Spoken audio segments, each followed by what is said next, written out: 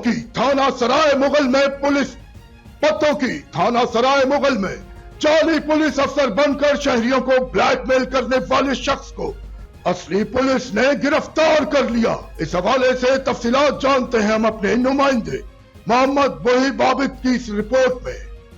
पत्तों की थाना सराय मुगल में पुलिस ने जाली पुलिस अफसर बनकर शहरियों को ब्लैकमेल करने वाले शख्स को गिरफ्तार कर लिया। मुलजम गाड़ी पर रिवॉल्विंग लाइट नस्ब करके खुद को पुलिस ऑफिसर जाहिर कर रहा था। सराय मुगल पुलिस ने कार्रवाई करते हुए एक शख्स को हिरासत में ले लिया जो हुंडई गाड़ी पर रिवॉल्विंग लाइट लगाकर शहरियों को धोखा दे रहा था।